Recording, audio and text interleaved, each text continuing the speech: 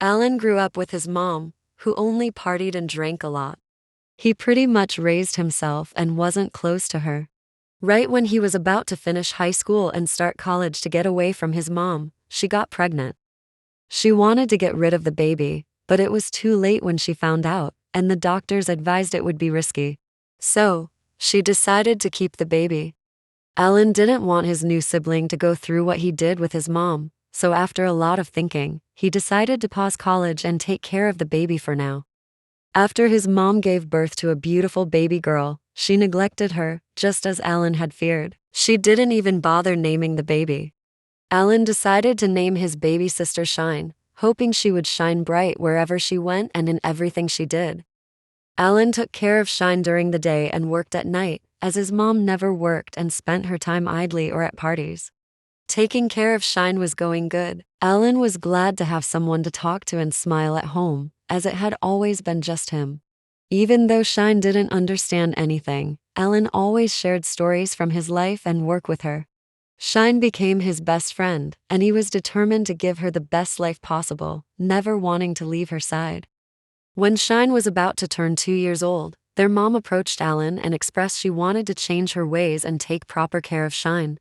She said that she didn't want to see Alan sacrificing his future because of her.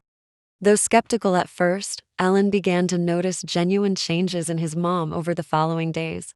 She started showing genuine concern for Shine and actively searched for job opportunities. She urged Alan to pursue his college plans without worrying about Shine, and assured him that she was now a better mother. Alan was glad at the changes in his mom and felt a little relief to leave Shine in her care. He agreed to continue his education, trusting his mom to care for Shine. Alan had earned a scholarship to attend college in another country, but he didn't want to be far away from Shine. Despite his concerns, his mother encouraged him to go, promising they could stay in touch through daily phone calls. Reluctantly, Alan agreed and departed. Initially, they spoke regularly, but as time passed, the calls became less frequent. He understood his mother's busy schedule, caring for Shine, as well as working. He never returned home during vacations, but instead studied and worked. He wanted to work hard, earn a lot of money, and secure a comfortable life for Shine and his mother when he returns. Shine was growing up, and Alan was happy whenever he spoke to her, eagerly anticipating the day he could return home and see her in person. However, he worried that she might not recognize him since their interactions were limited to voice calls. His mom explained that she had sold her phone for a simpler one that couldn't support video calls, leaving Alan unable to see Shine's face. He only had a photograph which was taken before they parted ways, when Shine was just a baby. Shine was just a baby in that picture, and she must have changed a lot by now. After graduating, Alan spent an extra 2 years working in a company his college supervisor had recommended him to. He did well there and was loved by everyone, and within a short time, he had become a manager. However, he couldn't stay there for long because he wanted to go back home. Fortunately, his company had a branch in his native country, so he applied for a transfer. After 6 years, he finally made his return home. When he arrived, he eagerly headed straight home. However, when he knocked on the door, a stranger answered. Alan was puzzled and asked the man why he was in his house, scanning the area for Shine and his mom. The man explained that he had bought the house and had been living there for 4 years. Confused and trying to process the situation, Alan went to their old neighbor's house. Fortunately, the same woman still lived there. Alan inquired about his mom and sister, but the woman informed him that his mom had married a wealthy older man and moved out 5 years ago. Alan asked about Shine, but the woman replied she hadn't seen her since before his mom moved. Alan then asked if she knew where his mom currently lived, but the woman didn't know that. Feeling dizzy and weak in the legs, Alan wandered around, feeling confused and lost. Returning to the house he had bought, hoping to live there with Shine and his mom, Alan spent the entire night pondering where his mom could be. Suddenly, he remembered his mom's habit of sharing everything on Facebook. Although she had deleted her account, Alan spent the night searching, hoping to find a new one. Just as he was about to give up, he found her. He scrolled through her posts, but none of them had Shine in it. They were all about her travels and expensive purchases. Typical of his mom, she had posted a picture of her lavish mansion where she now lived. Alan found the address and headed there the next morning. Upon arrival, he noticed the gate was open and walked in. When he knocked on the door, his mom opened it.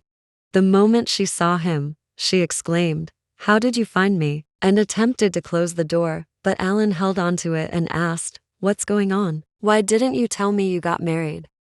His mom responded, "Why would I tell you, and how did you find me?" Alan then said, "I'm only here for Shine. Where is she?" His mom asked, "Who is Shine?" Alan scoffed and replied, "Is this supposed to be a joke? Where's my sister Shine, your daughter?" His mom instantly replied, "What do you mean? I don't have any children. That little thing, I left her on an empty street one rainy night and drove off. I'm not sure she is still alive." "I'm not in the mood for jokes," Alan asserted. "If you left her, then who have I been talking to all this time?" His mom laughed and callously admitted that it was a homeless child whom she paid to pretend to be Shine. Tears of rage welled up in Alan's eyes as he said, "I should have known someone like you would never change. Was this your plan all along? How could I have been so stupid to leave poor Shine alone with you? I knew you were shameless, but to stoop this low, all for what? To marry a wealthy, wrinkly old man? This is all my fault. I shouldn't have trusted you and left Shine all alone with you." Just then, an elderly man whom Alan guessed to be the one his mom had married, emerged and inquired about the commotion, questioning if his mom knew Alan. Swiftly, his mom denied knowing Alan and claimed that he had just walked into the wrong house. With that, she went in and shut the door. Alan sat there, tears streaming down his face, blaming himself for leaving his sister. He eventually composed himself, convinced that Shine was out there somewhere, waiting to be found. In the following days, Alan scoured every possible orphanage, but there was no sign of Shine. It was time for him to begin his new job. While he wanted to dedicate all his time to finding Shine, he also knew that he needed to build a stable life for them both once they were reunited. He started work while using every free time to look for Shine. At Alan's new workplace, he was made an office manager. Within the company, there were multiple offices, each with its own manager. One of these managers was Joe, whose office was near Alan's. For years, there had been a rivalry between the two offices. They frequently competed over projects and every little thing, even squabbled over the use of the office lounge as they shared the same space. Despite hearing about this rivalry, Alan didn't care. His sole focus was on completing his work tasks and continuing his search for his missing sister. He never engaged in the disputes at work, but there was Joe, who always got in his way. Whenever Alan made coffee for himself, Joe would swoop in and take it for himself. Joe incessantly pestered Alan with silly talks and followed him everywhere like an annoying fly. Alan found himself increasingly annoyed by Joe's presence and simply chose to ignore him. It had been a few months since Alan returned and he still hadn't found any clue of where Shine could be. One night, as Alan was leaving the office, he spotted a little girl at the entrance. He murmured, "Shine," as the little girl ran towards him. Tears welled up in his eyes as he smiled and began to walk toward her, but then, she ran past him and straight into Joe's arms, calling him Dad. He turned and stood there, stunned, as he looked at the little girl, who looked just like Shine. Despite Shine being only 2 years old the last time he saw her, Alan had a gut feeling that it was her. Approaching them, Alan asked Joe, "Is she really your daughter?" Joe responded, "Why, doesn't she look like me?" Alan replied, She doesn't."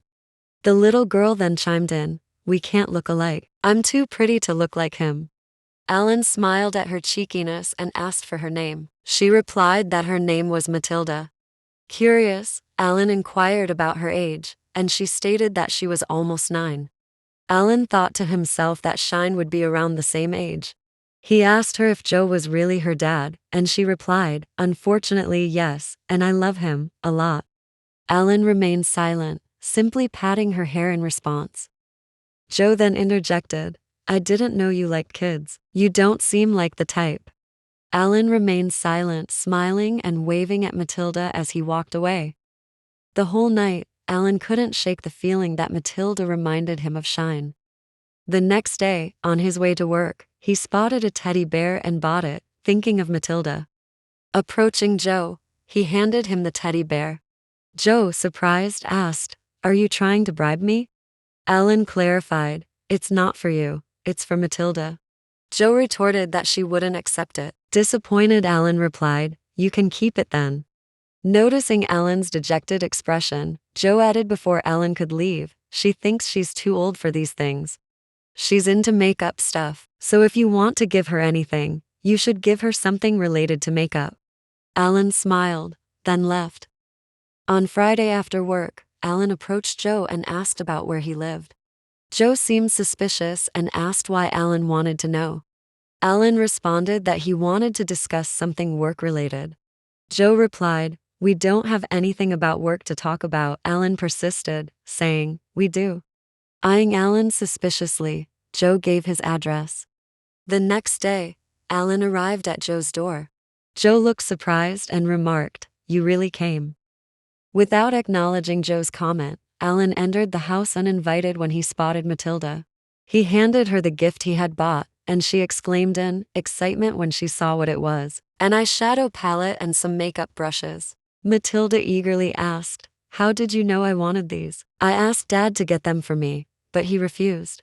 Joe interjected, saying, "I just got you the same things last week." Matilda retorted, "They weren't the same as the ones I wanted." Turning to Alan, Matilda asked, "Can I practice what I just learned on you?" Alan smiled nervously and replied, "Sure." Matilda eagerly sat him down and proceeded to do a full face of makeup on him.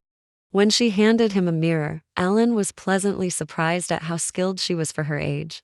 He had expected a mess, but she had done an impressive job, almost like a professional.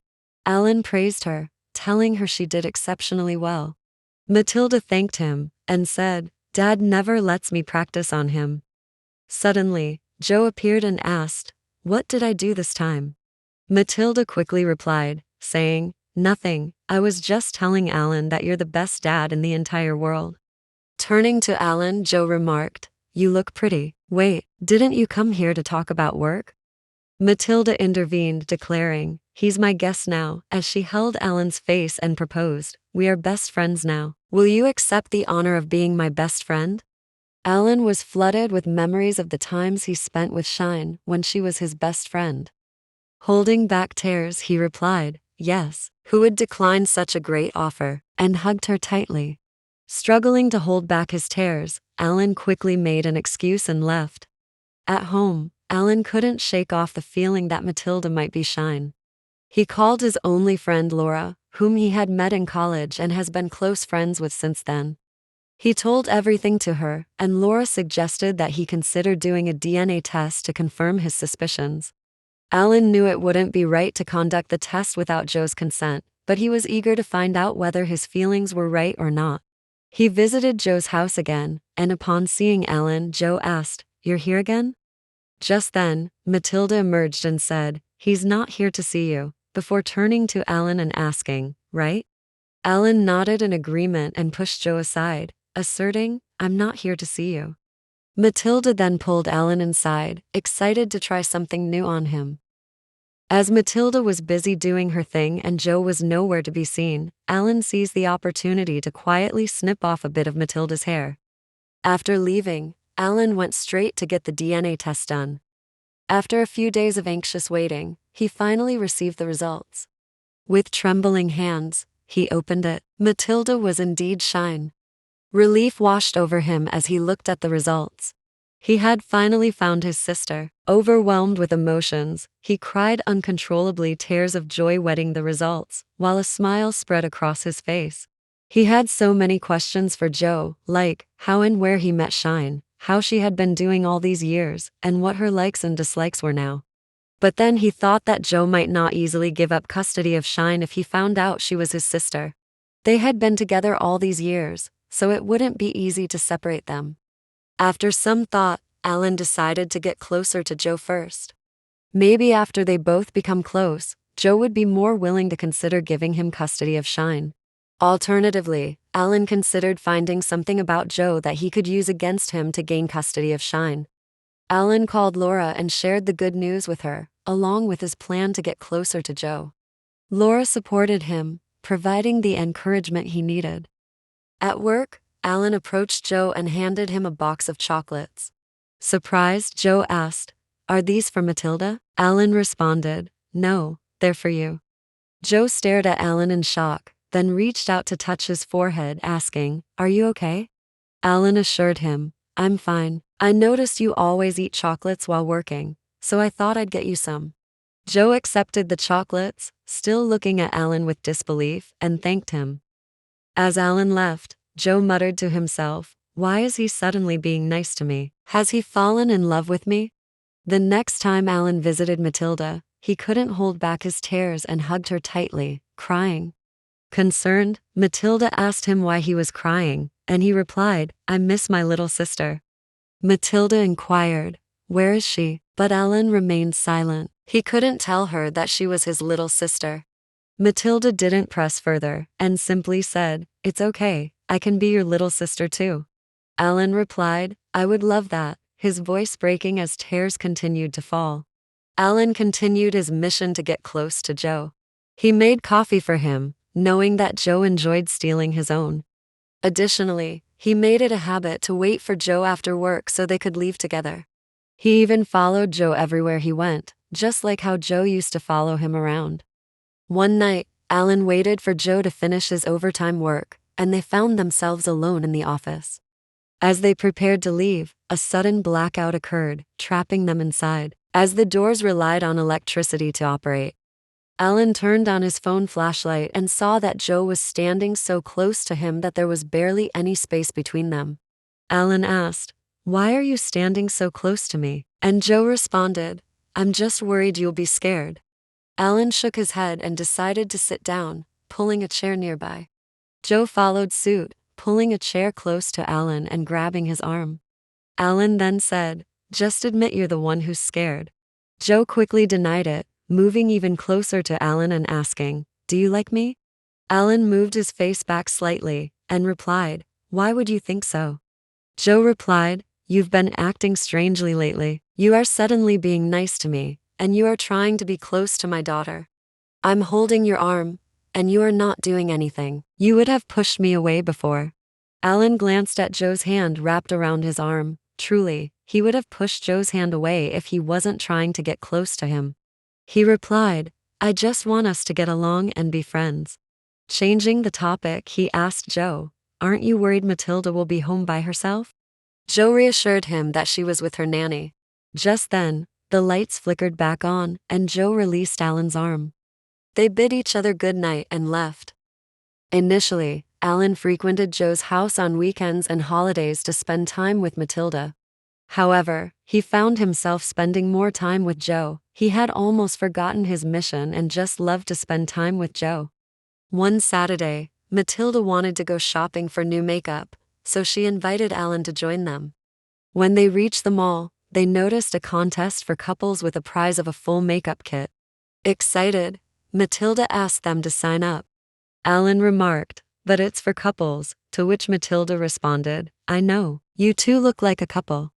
Joe offered to buy the makeup kit, but Matilda insisted on winning the contest. She signed them up and told them to win. Alan and Joe exchanged a resigned glance before reluctantly participating in the contest. During the first challenge, the couples were to maintain unbroken eye contact without blinking. As the challenge commenced, they began with a blank stare, but soon found themselves lost in each other's gaze.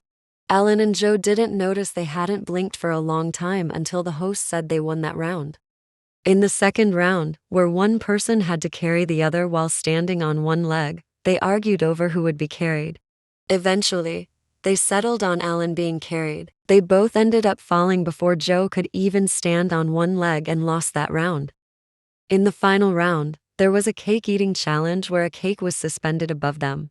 Blindfolded and with their hands tied together, they had to find the cake and eat it together. The first to finish would win. Initially struggling, they eventually got the hang of it. As they reached the last bite, they both moved towards it simultaneously. As Alan went for the cake, Joe went for Alan's lips instead. Unsure of what he had bitten, Joe began nibbling on Alan's lips until he removed his blindfold and saw that it was Alan's lips. Alan had already removed his blindfold and was glaring at Joe. When Joe's eyes met Alan's, he quickly moved back in embarrassment. Matilda giggled as she watched them, capturing the moment on video. Since they were the first to complete the challenge and had won 2 out of 3 challenges, they claimed the prize. Handing the prize to Matilda, Joe asked, "Are you happy now?" Matilda, brimming with excitement, replied, "Very happy. I knew you would win. You two should become a couple already." Alan and Joe exchanged awkward glances. Late at night, Joe entered Matilda's room to see if she was asleep. Finding her giggling while looking at her phone, she hastily hid it upon seeing Joe. When he asked what she was doing, she responded, "Nothing," trying to stifle her giggle. Joe extended his hand, indicating that Matilda should give him her phone. She handed it over, and Joe saw she was watching a video of him and Alan from the contest. He asked Matilda when she took the video. She simply shrugged. Joe took the phone with him, saying he was going to delete it, and then left. In his room, lying in bed, Joe watched the video. When it reached the part where he kissed Alan, his cheeks grew warm, and he couldn't help but smile while touching his lips. He replayed that moment repeatedly, blushing and smiling each time. Questioning himself, he wondered if he had fallen in love with Alan. He transferred the video to his phone and deleted it from Matilda's phone. At work, Joe wanted to confirm his feelings for Alan. Although there was plenty of space, Joe stood close to Alan, their skin making contact. Instantly, a tingling sensation surged through Joe, electrifying every nerve in his body. His body grew cold, and his heartbeat quickened, the sound echoing in his ears. Seeking more confirmation, Joe slowly slid his fingers into Alan's. Alan turned to him and asked, "What are you doing?" Just then, the elevator stopped abruptly, plunging them into darkness. Joe quickly hugged Alan tightly, not letting go of their locked fingers. Alan didn't resist and instead chuckled, then took out his phone to call maintenance. After the call, he returned Joe's hug, gently patting his hair, knowing Joe was scared of the dark. They remained in that embrace until the elevator suddenly resumed its operation and the lights flickered back on. Alan realized what he was doing and quickly moved. Joe couldn't tear his gaze away from Alan. He had already gotten the confirmation he needed. Alan noticed Joe's lingering stare from the corner of his eye and tried to avoid meeting his gaze. As soon as the elevator doors opened, Alan hurriedly exited. The next day at work, as Alan took a sip of his tea, Joe approached him and confessed, "I like you." Startled, Alan spat out his tea onto Joe's face. Apologizing profusely, Alan attempted to clean Joe's face, but Joe held his hand, stopping him, saying, "Let's leave that for later. I like." Before he could finish, Alan interrupted, saying, "I heard you the first time. Don't you think you're being too straightforward?" Joe responded, "I don't waste time on things I like. Once, I'm sure, I go for it." Alan retorted, "Are you calling me a thing?" Joe hastily replied, "No, well, you know what I mean." Alan said, "You should wash your face before ants start climbing on you," then quickly darted off. In the following days, Alan made every effort to avoid Joe, even refraining from visiting Matilda's house and opting to call her instead. Joe eventually caught up with him and cornered him against a wall. Joe asked, "Did I make you uncomfortable by confessing my feelings to you?" Alan shook his head in response. Joe then assured him, "You don't have to try so hard to avoid me anymore. I'll stay out of your sight." As Joe turned to leave, Alan grabbed his hand. Alan wondered why he had done so. He apologized for acting that way and told Joe that he didn't need to stay away and that they should continue being comfortable with each other, just like they used to be. Alan finally visited Matilda after his break from avoiding Joe. Matilda told Alan, "Since we're best friends, I'm going to tell you a secret, but promise you won't tell Dad." Alan wondered what the secret could be and promised her he wouldn't tell Joe. Leaning in, Matilda whispered, "I have a boyfriend." Alan's eyes widened in shock, and invisible steam seemed to emanate from his ears. He wanted to immediately tell her to break up with whoever that boy was, but now he was playing the role of a best friend, so he has to act excited. He asked how long they had been dating, and Matilda replied, 2 weeks. Alan asked if they had held hands, to which Matilda responded, holding hands is for babies. We've already kissed. Alan felt like arrows had pierced his chest. He exclaimed, huh? In disbelief. Matilda continued, but he's so shy, he only pecked my cheek. I'm going to kiss him on the lips when we meet again. Alan's body went weak as he sank to the floor. He had to find out who that little boy was. He told Matilda she was too young to be kissing, but she wasn't listening and made him promise to not tell her dad.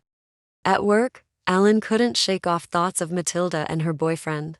When he overheard a colleague mention running an errand near Matilda's school, he swiftly volunteered to go instead. When he got there, he kept staring at the school as if that would make him find Matilda's boyfriend. Just then, he spotted Matilda holding hands with a boy as they walked out. Alan approached them, his gaze fixed on the boy beside Matilda, and asked where they were going to. Matilda introduced the little boy as her boyfriend and said that they were going on an ice cream date. Joe asked Matilda if no one was coming to pick her up, and she replied that her nanny, who was supposed to pick her up, had told her that she would be late, so she's taking the opportunity to go on a short date with her boyfriend before she comes. Alan then asked, what about this little guy? Who's picking him up? Matilda replied, it's the same for him. Alan decided to follow them to their ice cream date, claiming he was going to supervise them. Throughout, he kept glaring at Matilda's boyfriend, which made the boy feel scared and on the verge of tears. Alan cut the date short, stating, I think you've spent enough time. We should get going. As they reached the school gate, they saw Joe, who also saw them. Matilda quickly released her boyfriend's hand and Joe, noticing, glared at the boy. Matilda's boyfriend burst into tears and ran to his mom, who had just arrived. Joe turned to Matilda and Alan, saying, we'll talk when we get home. The car ride back was silent, with Alan and Matilda whispering to each other in the back seat, strategizing how to get out of trouble. As they entered the house, Matilda and Alan both got on their knees and lifted their hands in the air.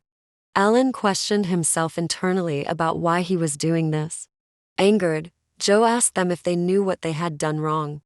Matilda replied, I shouldn't have a boyfriend, while Alan responded, I shouldn't have allowed her and her boyfriend to go on a date. Joe asked them to keep kneeling until they knew what they had done wrong, then stormed off to his room.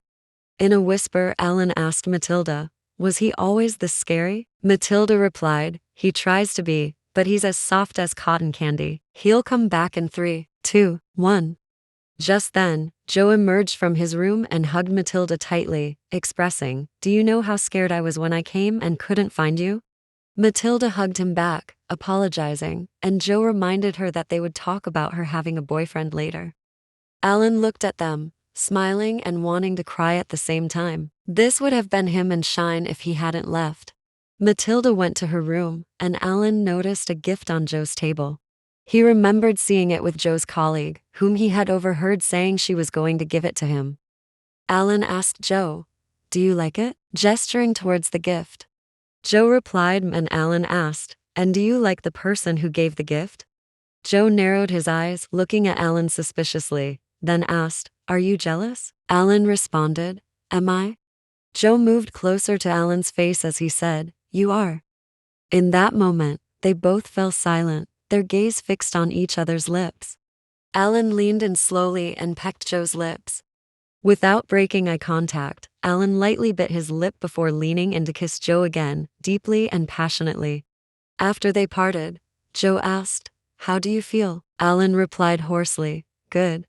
Joe then asked, do you want to do it again? Alan hesitated, replying, I don't think I'll be able to hold myself back. I think I should get going, and quickly darted off. At home, Alan called Laura to tell her about his feelings towards Joe. He admitted that he was falling in love with Joe and felt it was time to tell him about Shine. However, Laura's response was not as enthusiastic as usual. She simply told Alan to do whatever he wanted.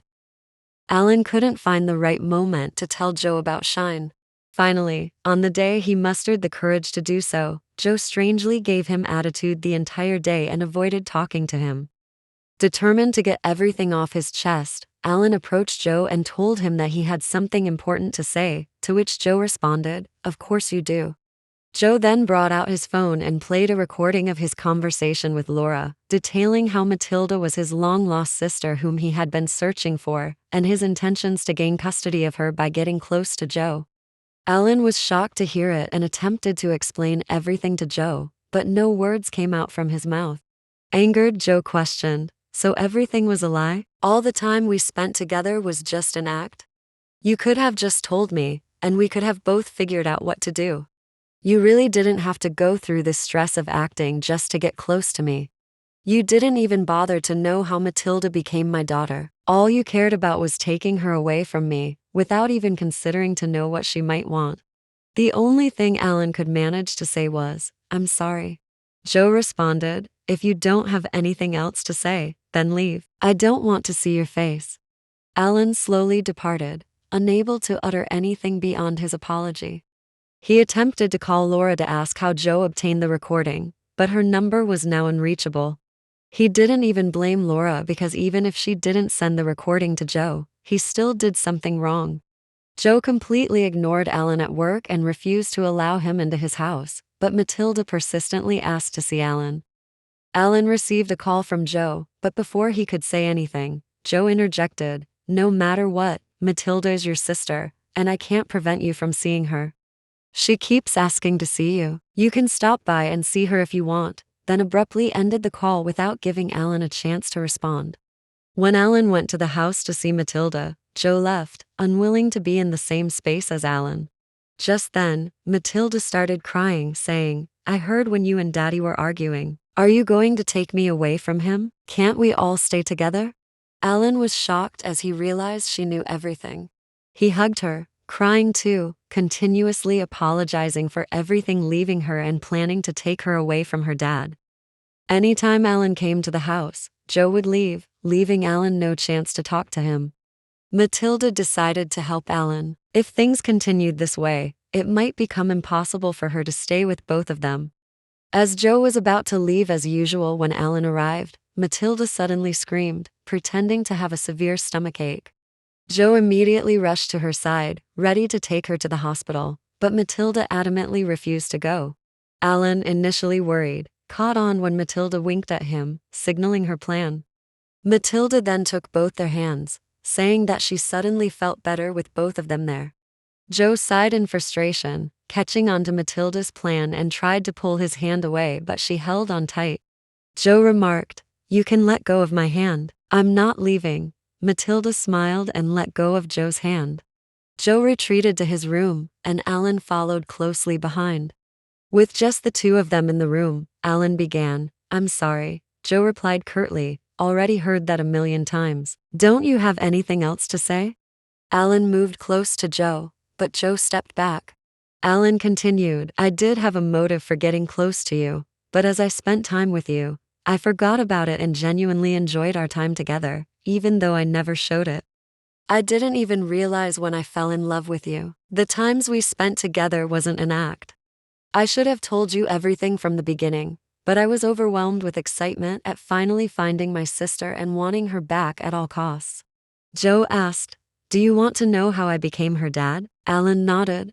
He then said how he found Matilda sitting at his doorstep on the night of his parents' funeral, feeling alone in the world until he saw her. Instead of crying that night, he cleaned up and took care of the child who had suddenly appeared. He took her to the police station to find any relatives of hers, but no one came forward. During the time he spent looking for her parents or relatives, he took her in, and within that short period, he had grown attached to her without even realizing it. Since no one came forward to claim her, she had to be sent to an orphanage. Upon arriving at the orphanage, Joe realized he couldn't bear to let her go. He adopted her even though he was young and had never taken care of a child. From that moment on, they only had and relied on each other. Alan hugged Joe, thanking him for finding his sister. Who knows, Shine might have ended up in the hands of someone evil. Alan also told him about their mom, and Joe couldn't believe it. Alan asked, "Have you forgiven me now?" Suddenly, Matilda appeared and chimed in, asking if Joe had forgiven Alan yet. Joe asked why she was eavesdropping on adult conversation. Matilda protested, claiming she wasn't eavesdropping and had just arrived. Joe shooed Matilda away, saying they weren't finished talking. Joe then asked Alan, "What do we call her now, Matilda or Shine?"